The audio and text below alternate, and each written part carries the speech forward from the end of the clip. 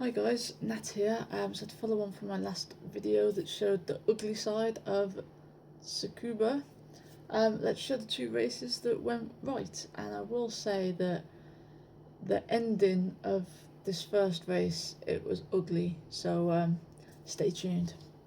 So jumping in, I didn't have a great qualifying time, but I somehow managed to still qualify third. I think it was a 104.1. So yeah, definitely not my fastest, but there we go, starting in third. Can I keep a podium? To be honest, at this point, like I always say, aiming for top six. Had some bad races, I just don't want to drop any more iRating, so I've had 3 negative iRating races on this track. Yeah, moved into P2, haven't led a lap on this track so far, so maybe this race. Yeah, just like I say, focus, try and keep that podium, keep the pressure on. At the same time, I'm scared because if you watched the last video, just kept having some random issues where I'm losing the rear end. And last week I did like probably 200 practice laps, if not even more than that, on this circuit, and I wasn't having that issue. Obviously, the start of the week I was, but as I improved my time into the 103s, I wasn't having that issue. So I don't really know why. I think it is the stress and the anxiety that I get from races, like being in the official race and not wanting incident points, not wanting to take anyone else out, wanting to get a good result. Like, they all massively impact, and I'm too in my head. So I do think I need to get some more races under my belt, but the races, they're quite intense, you know. Like, sometimes I have to stop wearing my watch because it'll give me heart rate alerts. So yeah, that's how intense I feel the races at the minute. Race one especially, I had proper jelly legs. I could feel my legs trembling, and it's like, wow, what is that all about? But yeah, trying to keep the pressure on, still within a second. Got a guy on my tail as well, so there's like an equal distance between all of us, and I think between fourth as well, it's like 0.7 between us all. So yeah, top four, maybe even top five. Definitely close, yeah, between the top five at the minute. And I'm trying to focus on the car in front, but I'm also clocking in my rear view mirror as well that I've got a car behind. It did give me a little bit of reassurance that he was a C driver, but that doesn't necessarily mean anything, and I don't mean to take anyone out, and I could be a C driver. If I did the minimum participation, I need 3 more D-class races, but I still have times when I just lose control of the car. I don't intend to, obviously, that's why we're all in rookies, but that's always the risk. So it's in the back of my mind that, in my head, if he gets that close and he wants to make the move, I'm just going to let it go, especially, you know, in the first half of the race. Maybe not on the last lap, but in the first, you know, 3/4 of the race, I'm not going to defend. So yeah, race pace not being too bad. That's actually near my all-time best. Obviously, I'm getting probably a bit of draft as well at certain points here. But yeah, not too shabby. Don't know how I'm ever going to hit my theoretical best of a 102.9. That seems way off, but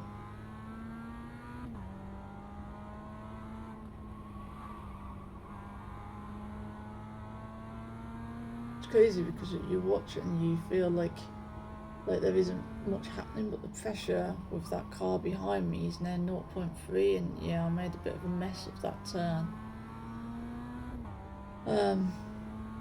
I think I got a better exit than him because I'm sure I was gaining. Yeah, he wasn't closing in on me on this straight, so then yeah, I went a bit wide there. At that point, the errors are starting to compound a little bit because I'm in my head and I'm watching my my relatives, and I see him coming, so I just leave the inside open, and yeah, I just let him go. Seen too much carnage at that corner. The only issue then is I now still have someone else 0.2 behind me, and at this point I really want to hold on to the podium spot. So yeah, now the heat is on. I was hoping if I could cling to the car ahead that I could maybe pull away from Jan behind, but yeah, he was closer to me than I was to the car ahead, so it wasn't really working out that way.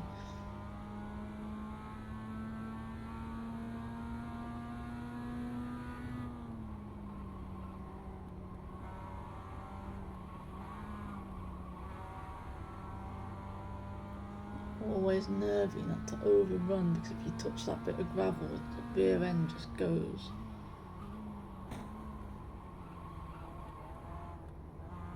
Yeah, I had to do a bit of a correction there. I couldn't get the virtual mirror to show, so I couldn't actually get to see the car behind for the replay. I'm not quite sure why. I've tried toggling it on and off and using the keybind, changing all the mirror settings, but I still couldn't get it to show, so yeah, sorry for that.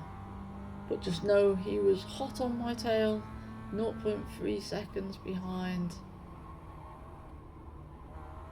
I'm telling myself I just need to focus on what I need to do and not worry about him, but because you get dive bombed a lot, I'm kind of paying attention to where he is to see if I think he's going to go for a send, because I just don't want to get taken out.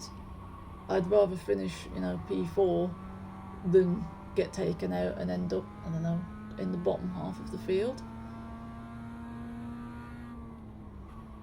There's also, I hadn't been using Crew Chief today, so I'd been using the built-in spotter, which I feel like it's good in the sense that you get audio damage reports that you don't get from Crew Chief, and when there's an incident he tells you like where the incident is, whether to go left or right, which you don't get from Crew Chief.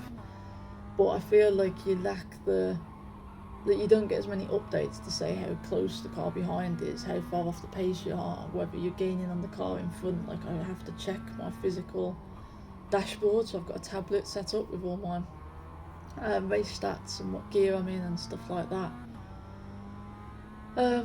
So yeah, I kind of need to find a bit of a balance where maybe I use Crew Chief and the built-in spotter, and I use Crew Chief as more like the race engineer and iRating as the spotter, but I'm not sure how that would work, because obviously I don't want them talking over each other. But the damage report is super useful, so I've got it mapped to a button on my wheel. And Crew Chief, when it works, does have voice commands as well, which the iRating spotter doesn't. So yeah, I need to figure out what my configuration is going to be for that. But again, he's right up on me. If you saw a minute ago as well, like he was in the red on that bottom left radar. So I was getting very nervous at this point.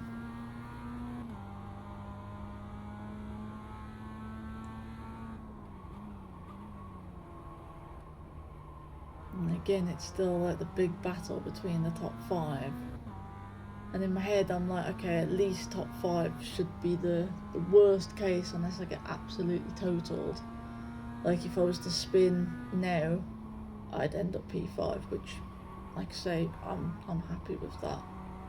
Obviously it's disappointing when you've qualified P3, you've spent a lot of the race in P2, a lot of the race in P3, you kind of want to finish there, but sometimes it doesn't always go that way, and compared to the races that I'd had previously, this was a massive step in the right direction. So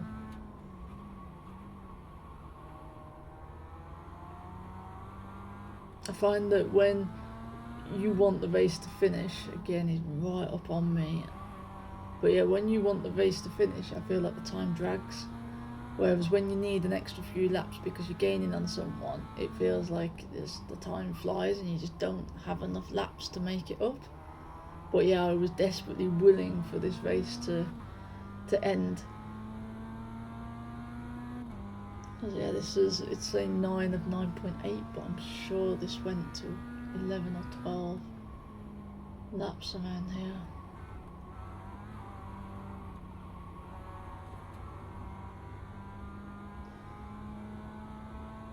0.1, he is literally right on me and the car behind him. 0.9, so yeah. He did actually clip me at one point, but he apologised for it and it was a 0x, so it was fine. Yeah, I messed that up. Again, now I'm massively in my head and he's kind of on my left, so I had to take a bit of an unusual line there, much tighter than I normally take. And then he did drop off a bit, to be fair. But yeah, I was feeling a bit spooked.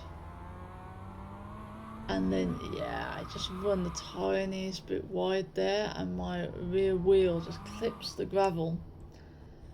And a spin again though, 0x, so I'm not sure what was going on with the iRacing incident gods and the off tracks today. But then disaster strikes and I end up 7th, and at this point I'm like, are you serious? Like, qualified P3, spent a while in P2, spent most of it in P3, and now I'm P7 with what, potentially one lap to go, maybe 2. So yeah, the heat is on. I'm thinking these two are potentially gonna battle. Like, they're going too wide here, like, and then yeah, I just about managed to escape that. And yeah, into P5. Again, still not where I want to be given, but at least this would be a 25 iRating gain. So at least it's green. 12.6 seconds away from P4, so yeah, in my head this was a P5. But then anything can happen in iRacing, especially in the rookies lobbies, and I didn't know what happened. So on this next lap, obviously I'm driving normally. I've got no idea what happens until after the race, but it's not pretty, and yeah, I think it's definitely protestable. But yeah, we will see when we get to that point. So yeah, right now it's trying to keep yourself calm, because you know you've kind of, again, self-inflicted lost positions, and the racing had been clean between the top 5. It had been really clean, really respectful, and yeah, I took myself out. So here we go, I'm now in P4 and I was confused. I'm there like, I don't see anyone, like, what's gone on, I don't understand. But yeah, I wasn't sure if it was like a bit of a glitch or whatnot, but I finished the race, showing P4. I'm very confused. I watched the replay and I'm just like, wow, okay, so he was going to the pit lane and then he lets a car past, number 2, car position 2, and then he takes out the person who I think was in 3rd, but I'm not sure why. So beforehand, number 11 got caught up there with number 9, but yeah, I couldn't see any other incident. I gave him the inside here, but then I just got a better line out, and then yeah, he appreciated that I had the inside. He backed out, he gave me space. He was very cautious, very respectful racing from, like I say, the top 5. And then here we see my rear just touches that gravel, and that was all she wrote, and away I went. But yeah, this was split 8 of 25. I was car number 6, qualified P3, finished P4. Yeah, again, my own worst enemy. So we then jump into the next race, which I've sped up because, yeah, it was an intense race when you were in it and there was pressure throughout, but there wasn't really a lot of overtakes happening. But yeah, it was such an intense battle and you could feel the pressure the whole time. So I was car number 4, I qualified P5, had a good start, ended up in P3. It just felt intense. I was trying to keep up with car number 2. I had, position number 2, had a car right behind me putting the pressure on. Luckily I managed to get a bit of distance at points, but at others, when he closed that gap, I really felt it. So now I'm just telling myself, like, don't take yourself out. As long as you don't take yourself out, like you've done so many times on this track, you'll be fine. That was the plan anyway. But at the same time, I was kind of hoping that the 2 cars ahead would battle and I could just, breeze past and get my first win, lead the first lap on this race, on this track. But yeah, that was a 103.661, which was the fastest lap, and it actually stayed the fastest lap of the race. So yeah, I was quite happy with that. It's not my fastest lap, but yeah, to just have the fastest lap of the race, I don't think I've had that before. But I haven't always raced, like I haven't always had the overlays on the videos to see whether that was the case. But yeah, we go, look, position, car number 4, position 4, 0.5, 0.6. So again, it's just, don't get in your head. Don't be in your head and you're all good. No mistakes and you're fine. But part of me still wants to push. But yeah, it's just keep it safe. Bring home that first podium.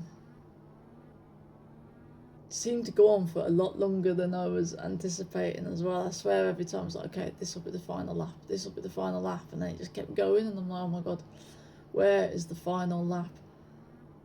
But yeah, there we go. So I managed to get my first podium, hey! In split 10, so it was the lowest split 10 of 26.